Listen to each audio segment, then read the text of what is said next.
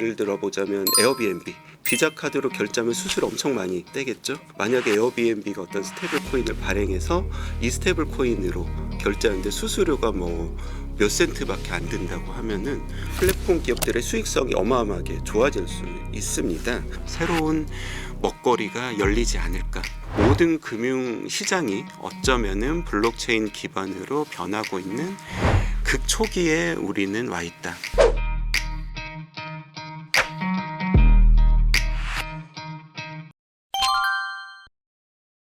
보니까 뭐 빅테크 기업들도 스테이블 코인에 많이 집중을 좀 하고 있는 네, 모습인데요. 지니어스 법안이 이제 통과되면 뭐 빅테크 기업들은 이를 좀 어떤 방식으로 활용을 좀 할 수 있을까요? 현재는 이제 자체 발행을 할 수 있느냐 없느냐의 문제는 있지만은 기본적으로 빅테크의 어떤 사업 모델 자체가 플랫폼이잖아요. 여기에 많이 사람들이 들어와서 이 사람들이 광고도 보고 서비스도 이용하고 결국에는 결제를 하게 해야 되지 않습니까? 스테이블 코인이라는 거는 이렇게 생각을 하시면 쉽습니다. 저희가 어떤 서비스를 주더라도 결제를 할 때는 우리가 은행이나 카드 같은 전통 결제망 금융회사를 꼈어야 되거든요. 스테이블 코인이라는 거는 우리가 인터넷상에서 이 사람에게 이메일 주소처럼 월렛을 주고 이 월렛과 월렛 사이에서 스테이블 코인이 왔다 갔다 하는 기존의 금융 인프라를 쓰지 않아도 이 금융 서비스 그리고 결제를 받을 수가 있거든요. 그러면은 이제 인터넷 서비스 제공자들 입장에서는 우리가 비싼 수수료를 결제할 때마다 금융회사에 떼줬단 말이죠. 이게 이제 사라지는 거고 달러 스테이블 코인이라는 게 전 세계를 돌아다닐 때도 인터넷망을 타고 가거든요. 뭐 환전이라든지 우리가 비자망에 떼줘야 되는 이 비싼 수수료 이런 것들이 사라지면서 이 플랫폼 기업들의 수익성이 어마어마하게 좋아질 수 있습니다. 우리가 뭐 예를 들어 보자면 에어비앤비, 해외여행 갈 때 에어비앤비 많이 쓰시잖아요. 이 결제가 비자 카드로 결제하면 수수료 엄청 많이 떼겠죠. 만약에 에어비앤비가 어떤 스테이블 코인을 발행해서 이 스테이블 코인으로 결제하는데 수수료가 뭐 몇 센트밖에 안 든다고 하면은 너무 에어비앤비도 좋고 이용자들도 굉장히 편리할 수 있겠죠. 이런 서비스들에 대한 구상을 굉장히 많이 하고 있을 거라고 생각을 합니다. 뭐 JP 모건도 최근에 조금 입장을 바꿔가지고 JPMD라는 디지털 자산을 이제 발행을 했다고 하더라고요. 네네. 이 배경과 어떤 목표를 어떻게 조금 해석할 수 있을까요?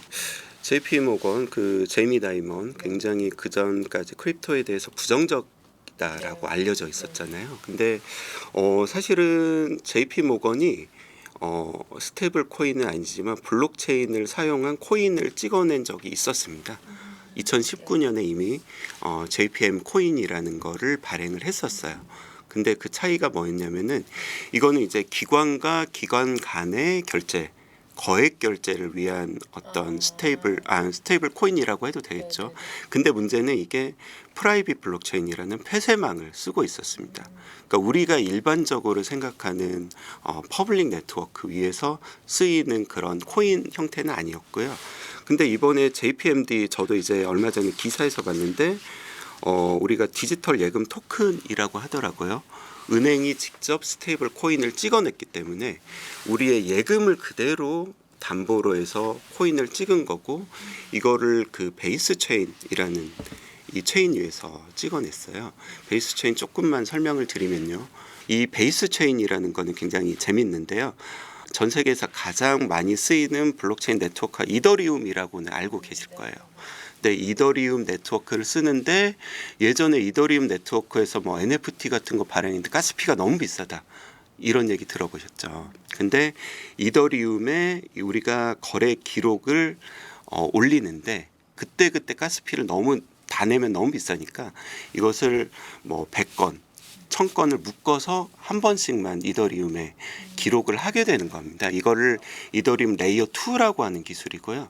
이더리움 레이어 2를 활용해서 만든 이 블록체인이 베이스 체인이고 미국에서 가장 큰 암호화폐 거래소가 코인베이스 지 않습니까? 코인베이스는 이 베이스 체인을 가지고 어떤 비자망 같이 금융 인프라로서 쓰려는 그런 생각을 가지고 있고요. 이 베이스 체인만 해도 코인베이스 매출 중에 작년만 해도 1억 달러가 넘게 매출을 올렸습니다. 그러니까 이제 코인베이스가 만든 새로운 비자 네트워크를 대체하는 블록체인 네트워크를 JP 모건이라는 전 세계 최대 은행이 사용해서 퍼블릭 네트워크를 사용해서 스테이블 코인을 만들어 냈다라는 거는 굉장히 파급 효과가 클 것 같고요. 전통금융과 어떻게 보면 이제 혁신적인 블록체인 금융이 만나는 상징적인 사건으로도 볼 수 있을 것 같습니다. 최근에 이제 스테이블 코인 발행사 서클이 이제 상장을 하면서 뭐 이더리움 같은 플랫폼에 투자를 하는 게 유리한지 아니면 그냥 스테이블 코인 자체를 사는 게 더 유리할지 의견이 좀 분분한 것 같아요. 투자자 성향에 따라 어떤 기준으로 좀 선택을 하면 좋을까요?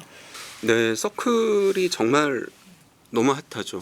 투자하고 이제 8배인가요? 너무 많이 올라서 사실은 이게 좀 저로서는 우픈 얘기인데 저희가 6월 초에 서클과 같이 국내에서 행사를 하기로 해서 서클에 이제 부사장이 저희 스피커로 참여하기로 돼 있었는데 행사 한 3주 전에 갑자기 연락을 받은 거예요. 우리 지금 상장을 앞두고 있어서 SES에서 quiet period라는 상장을 앞두고 언론 접촉이 금지된 기관에 들어갔어. 우리 어제 통보 받았어. 우리 행사 못 가. 그래가지고 행사 메인 스피커가 갑자기 2, 3주 전에 바뀐 거예요. 서클에 조금 괘씸하긴 한데 뭐라고 할 수가 없잖아요. SEC에서 네. 자기들이 통보를 받았다는데 그러고 저희가 행사를 하기 한 3, 4일 전에 서클이 상장을 하면서 행사는 너무 잘 됐어요. 스테이블 코인 관심이 너무 많아져서 그러고 나서 이제 텔레그램으로 연락이 왔더라고요. 우리 저기 IPO 잘 됐고 미안하고 우리 다시 얘기해보자. 이렇게 연락이 와서 지금 다시 얘기를 같이 하고 있는데 서클에 대해서 이제 투자하시는 분들은 명확하죠. 서클은 상장 회사이기 때문에 이제 수익 구조라든지 이 배분의 배당의 구조라든지 이 부분이 이제 명확해졌어요. 주식 투자자 입장에서 너무 편안하잖아요. 이게 뭐 물론 이제 밸류에이션이 너무 높다 뭐 적당하다 이런 논쟁은 있더라도 우리가 익숙한 어떤 투자 자산으로서 카테고리 안에 들어왔단 말이죠. 근데 이더리움, 솔라나 이거는 아직도 잘 모르겠단 말이에요. 그러면 어떤 기준을 보셔야 되냐면 우리가 스테이블 코인이 많이 발행된 순서로 그 블록체인 네트워크를 보면은 의외로 이제 트론이라는 게 있고요. 이더리움이 있고 솔라나가 있고 뭐 수이, 앱토스, 아발란체 이런 네트워크들이 많이 있거든요. 이게 이제 업비트나 빗썸에 가면 코인 이름이에요. 그러면은 이 코인들은 어떤 용도로 쓰이냐면은 아까 말씀드렸다시피 스테이블 코인을 발행하고 거래 기록을 옮기고 그다음에 상환할 때 이 거래 수수료를 이더리움이나 솔라나로 가스피라는 걸 내거든요. 그러면은 이 이더리움이라는 게 많이 쓰여야 되면 이 서비스 프로바이더들이 이더리움으로 가스피를 내야 돼요. 솔라나로 가스피를 넣어야 돼요. 그러면 이더리움과 솔라나에 대한 수요가 많아지겠죠. 이 위에서 서비스를 이더리움 수요가 많아지면 이더리움 솔라나 가격이 오르겠네. 그러면 우리가 아까 말씀드렸던 스마트 컨트랙을 가지고 디앱이라고 하는 디파이라고 들어보셨잖아요. 여러 가지 이 블록체인 생태계 위에서도 금융 서비스를 만드는 개발자 이런 팀들이 있는데 솔라나가 잘 되니까 솔라나 생태계에서 나는 비즈니스를 해봐야지. 이거는 애플 앱스토어에 아이폰 앱을 만들어서 올리는 거랑 똑같다고 생각하시면 돼요.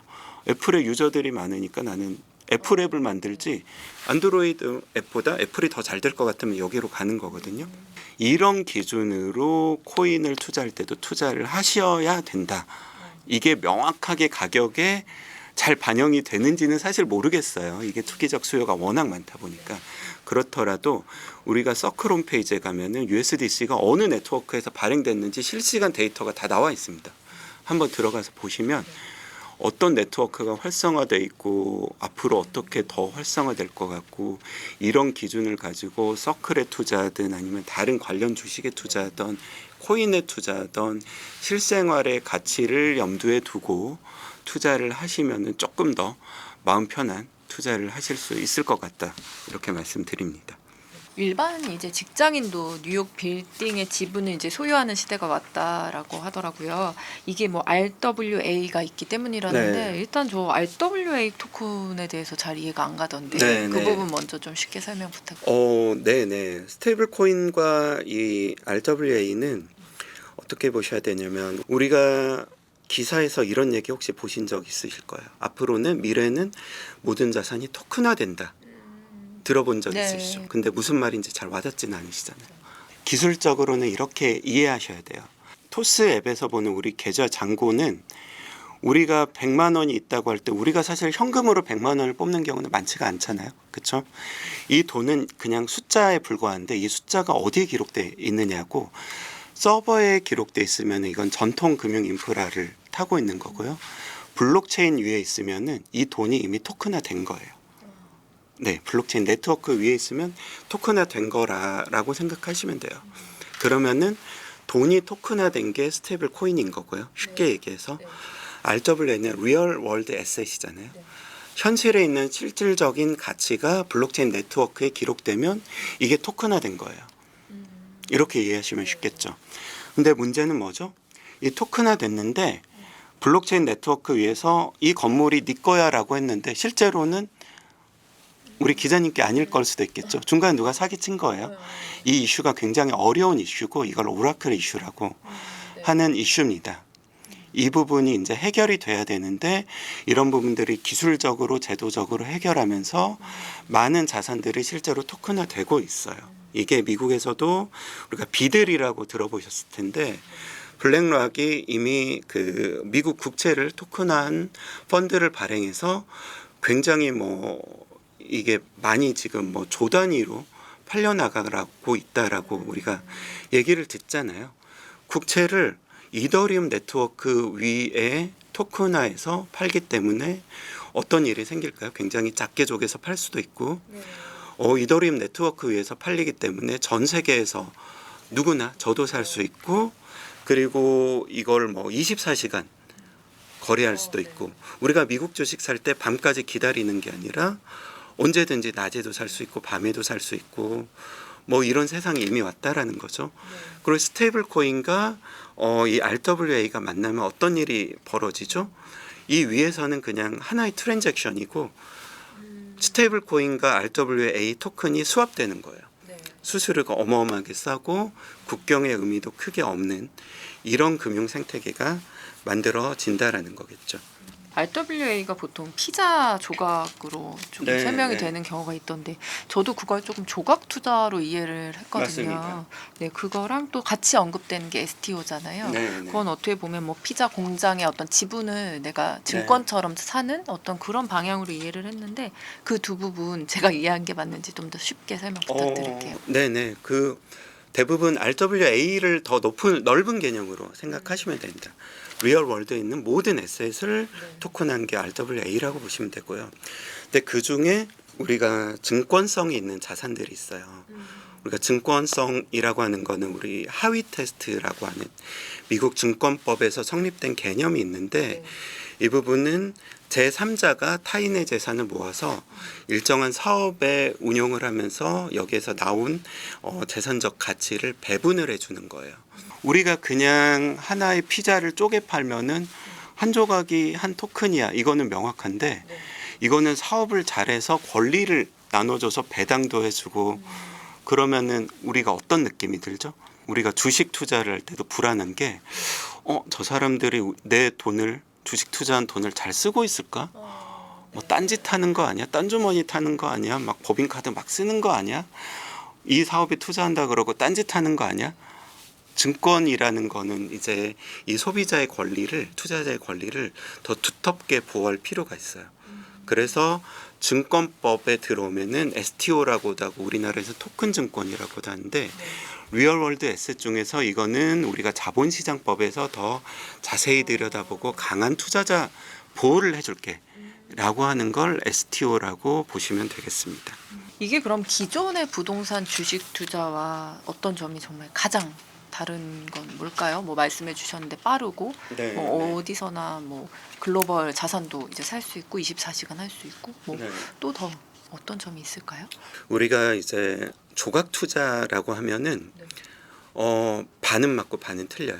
왜 그러냐면 이미 우리가 부동산 펀드라든지 리츠 같은 투자를 할 수 있잖아요. 네, 네. 지금도 한 주에 한 5천 원이면 투자하실 수 있거든요. 그러면은 토큰화 된다 그래서 5천 원보다 더 낮은 금액으로 투자한다고 더 좋아지는 건가? 잘 와닿지는 않잖아요. 네. 근데 토큰화의 장점은 뭐가 있냐면 부동산 펀드가 우리가 강남의 큰 건물 몇 천억짜리 조 단위 부동산 펀드는 많이 보셨는데 예를 들어서 10억짜리 부동산 펀드 만들어진 거 본 적 있어요? 없으실 것 같아요. 펀드 하나 만들려면 비용이 굉장히 많이 들어가요. 네, 이거를 잘 관리해주는 뭐 신탁사도 있어야 되고요. 뭐 감사를 주기적으로 받아야 되고요. 매일 이 기준가라는 거를 또 감정을 받아서 공시를 또 해야 되고요. 펀드 운영 비용이라는 게 만만치 않거든요. 그러니까 이게 규모의 경제가 필요해요.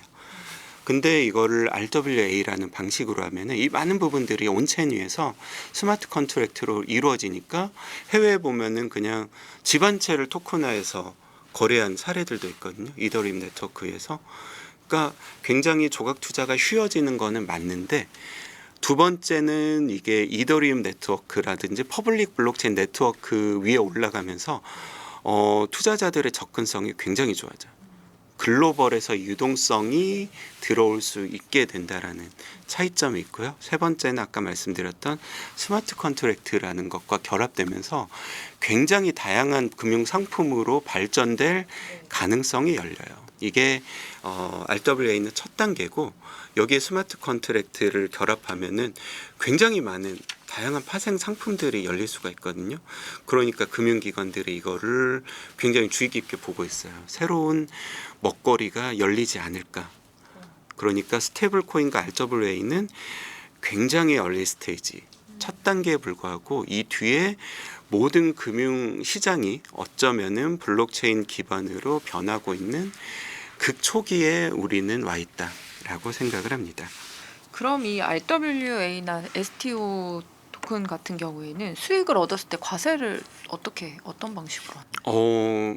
이것도 아까 말씀드린 거랑 비슷한데 우리가 본질을 봐야 돼요. 네. 우리 코인 과세가 엄청 뜨거운 토픽이었잖아요. 선거 때도. 그래서 원래는 올해부터 과세를 하겠다라고 했다가 250만 원 넘는 수익의 22% 정도를 과세를 하겠다라고 했다가 이게 이제 여러 가지 통상과세라든지 과세 인프라라든지 그러면서 2년 미뤄졌어요. 근데 우리가 토큰화된 형태면은 똑같이 우리 20% 과세할 거야라고 봤는데 이거는 주식을 토큰화했는데 이건 부동산을 토큰화했는데 현실은 실제 가치는 주식인데 부동산인데 코인하고 똑같이 과세하는 게 맞아?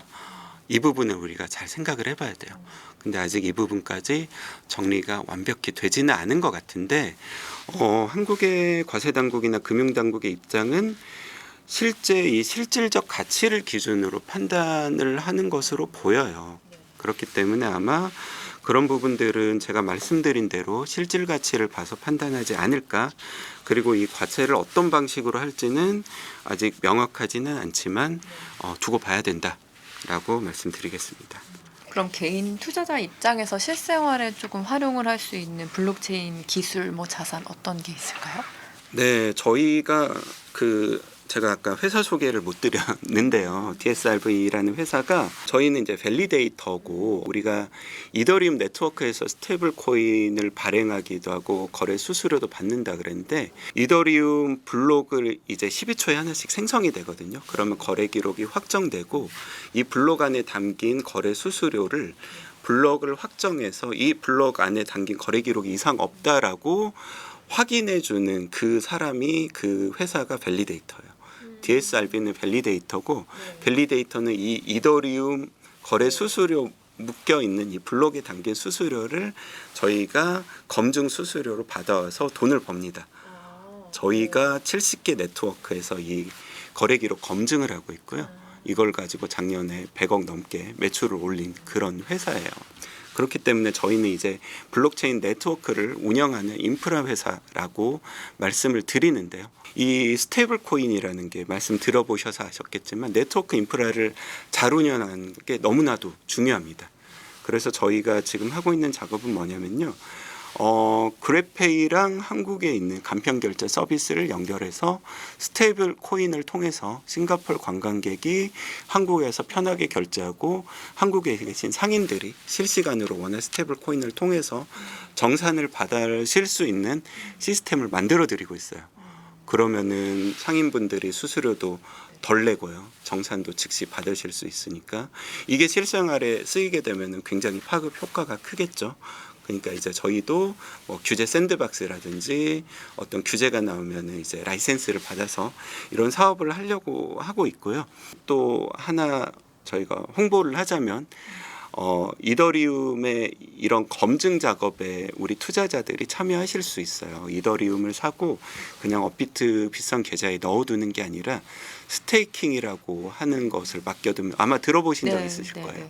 스테이킹을 맡겨두면은 나도 거래 검증 과정에 참여하는 거거든요. 내 유동성을 여기 맡겨두는 대신 거래 기록에 거래 검증에 참여하는 건데 저희가 최근에 만든 앱이 아직 출시는 하기 전인데 스파이크 앱이라는 거에서 일반 투자자들이 스테이킹을 손쉽게 맡길 수 있는 앱을 만들었고 이게 굉장히 기초적인 디파이 앱이거든요. 그러니까 앞으로 디파이를 통해서 우리가 돈을 벌 수 있는 또 다른 투자 수단이 앞으로 나타나고 있고 해외에는 이미 많이 나타나 있고 앞으로 한국에서도 디지털 자산 혁신 법안이 통과되게 되면 우리가 새로운 투자 방법이 일어날 수 있다라는 측면에서 관심을 가지고 살펴봐야 할 것 같습니다. 오늘은요, 우리가 왜 스테이블 코인에 주목해야 하는지, 앞으로 투자 환경은 어떻게 바뀔지 한번 짚어봤습니다. 소장님 오늘 말씀 감사합니다. 네, 감사합니다.